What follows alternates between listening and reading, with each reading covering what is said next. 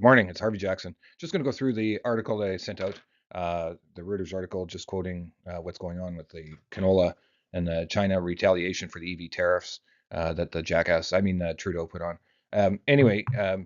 Retaliatory tariffs are going to be a thing that's going to keep on happening as I see it. You know, if you're gonna got any sort of tariff on and retaliation, if there's something to put on, they will.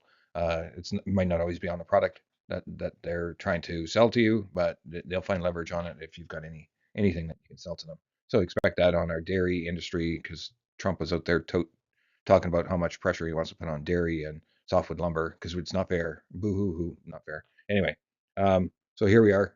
It's actually if there's a reprieve on what they're doing, it's excluding the canola seed and on the meal and the oil. So let's just have a look at what that means. So I had talked about this on just yesterday on Friday.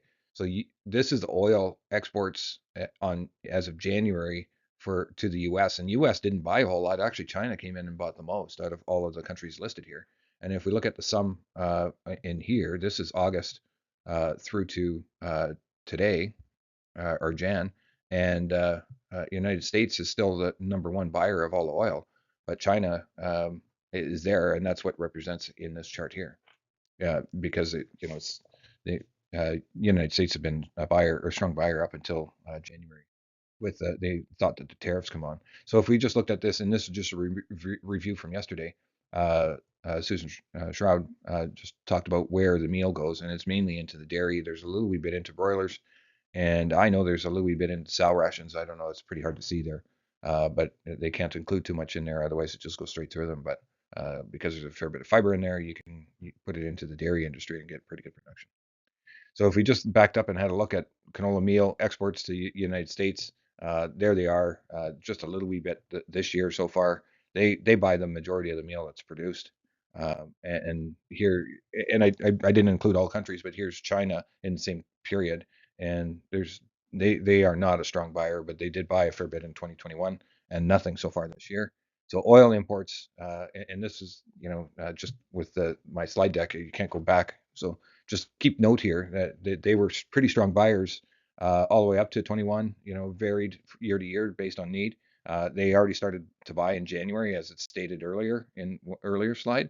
But when we move over to the U.S., China basically filled up some of that gap to basically take up the excess. The last 3 years, U.S. is actually being basically buying it all and very little to anybody else. And that said, that was because of the renewable fuel programs and yeah, basically renewable fuel programs. It was getting included at higher rates and still get bought. Most of this is actually human consumption. If we really want to break it down, most of this was human consumption before this whole renewable fuel program took this to a higher level.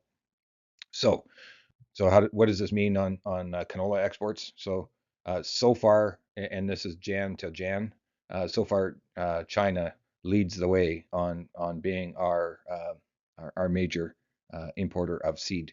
So they're buying the most, and you can see that these others are kind of making up some. And I would expect that they will increase as China.